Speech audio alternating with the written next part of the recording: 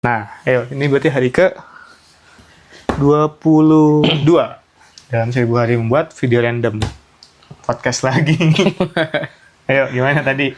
Ada apa sih kamu bilangnya? Ferry Irwandi, ini ada gosip yang Enggak, tadi tuh kamu bilangnya ada opini.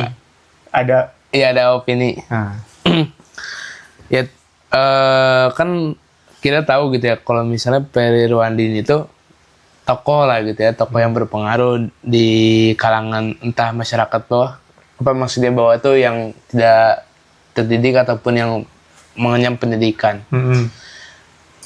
Ada satu statement yang unik gitu ya, saya dapat dari teman gitu, bahwasannya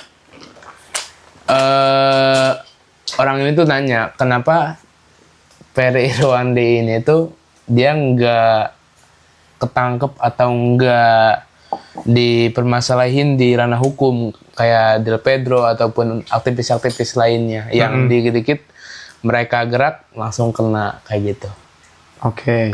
Nah orang ini tuh punya satu pandangan bahwasannya Ferry Irwandi adalah orang-orangannya Prabowo kayak gitu. Oh gitu? Iya. Teman kamu itu? Iya, karena nggak masuk akal ketika ada orang seberpengaruh itu tapi tidak dibungkam sama sekali, terus nggak dijerat hukum. Karena ya kita lihat hari ini Tom Lembong, terus kemarin yang Pak Tiang atau siapa gitu ya. Yang cewek itu yang sampai IG-nya diambil. Terus Laras ya? Laras gitu ya, dan orang-orang lain Del Pedro itu tuh mereka nggak hanya berapa persennya kan dari yang dilakuin sama Ferry Irwandi, tapi mereka ditangkap kayak gitu. Nah ini katanya karena memang Ferry Irwandi orang-orangnya Prabowo gitu. Okay. Terus juga dukungannya itu apa, statement pendukungnya itu karena si Ferry Irwandi ini juga kan alumni STAN ya.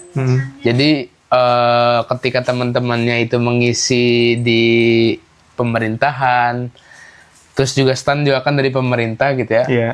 Nah ini aneh aja gitu ketika si Ferry Irwandi nggak masuk ke jajaran pemerintahan. Pun juga agak sebenarnya kalau misalnya memang bukan orang-orangannya Prabowo, harusnya gampang dong untuk dipenjara, untuk dibungkam dan sebagainya kayak gitu. Oke. Karena pasti datanya udah ada dong. Terus juga untuk nangkepnya juga gampang karena kayaknya nggak sembunyi kan selama ini. Iya. Karena muncul ternyata kan di permukaan kayak gitu. Oke, benar. Yang bikin berani yang kayak gitu katanya ya ini juga. Terus sama ini aksi yang ketika di bulan November nggak tahu Agustus tuh yang rame, yang ojek ditabrak. Oh, yang Afan. Yang Afan almarhum.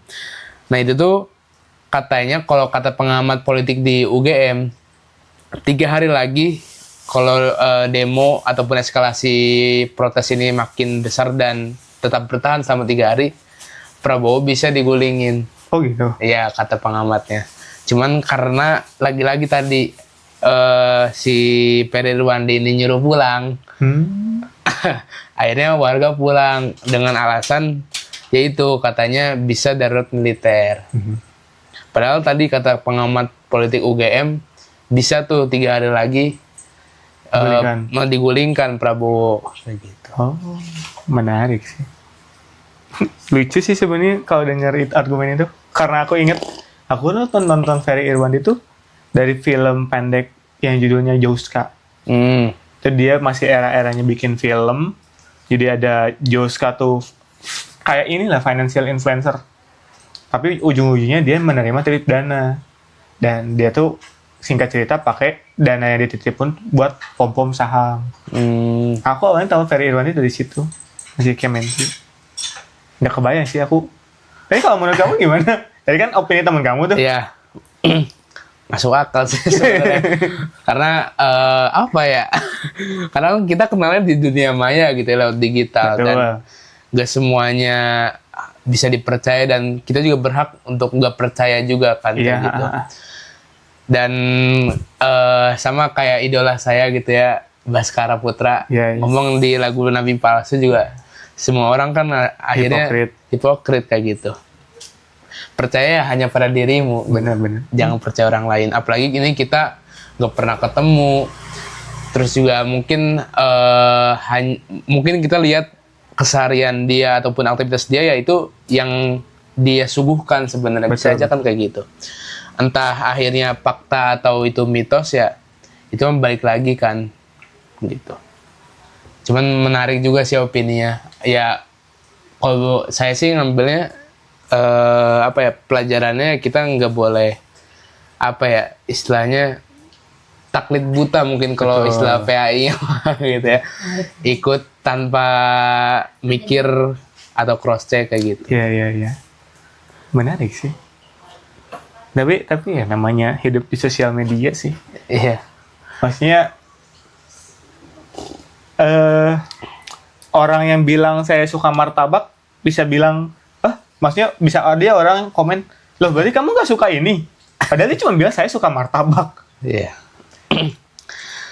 Terus juga ini ya perihal tokoh-tokoh aktivis di media sosial. Mungkin kita ngelihat bahwasannya banyak pendukungnya di media sosial. Misal tadi contohnya Pere Irwandi, mungkin pendukungnya bisa disebut ada jutaan lah gitu ya di Indonesia.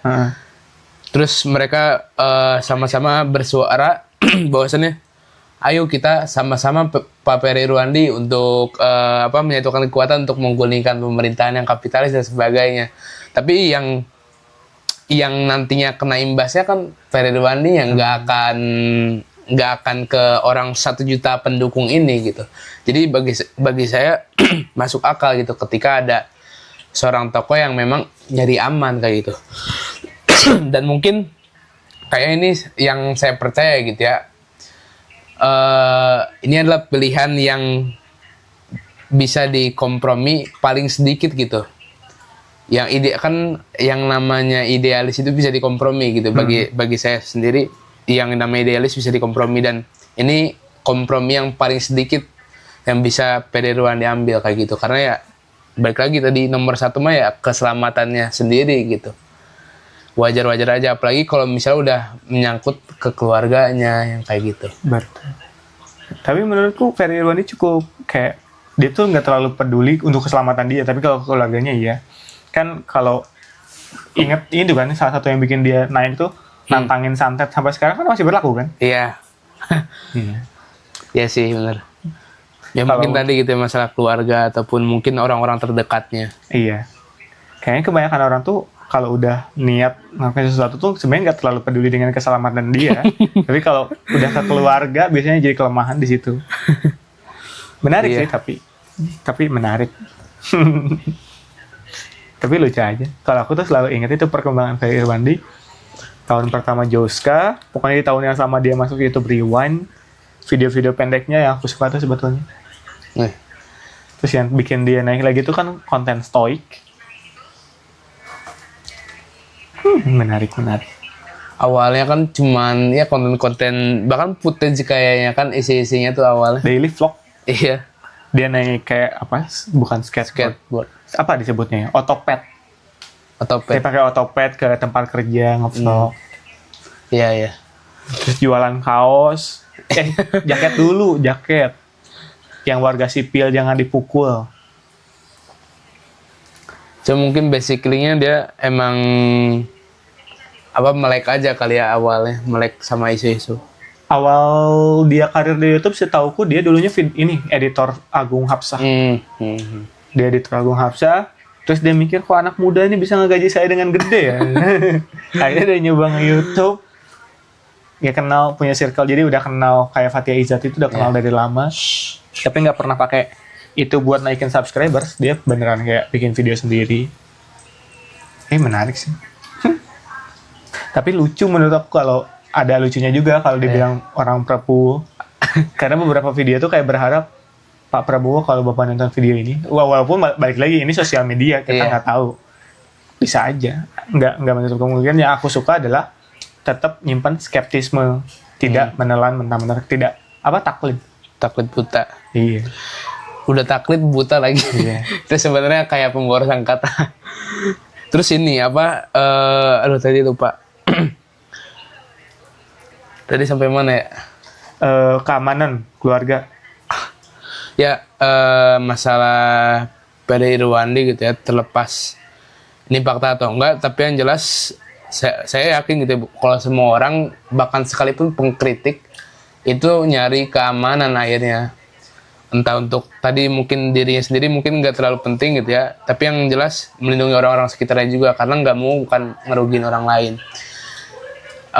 Contoh kasus kayak misal band-band pengkritik pemerintah, kayak misal dari Efek Rumah Kaca ataupun Fish dan sebagainya, itu kan pasti mereka nyari legalitas atas lagunya itu dulu dong pasti.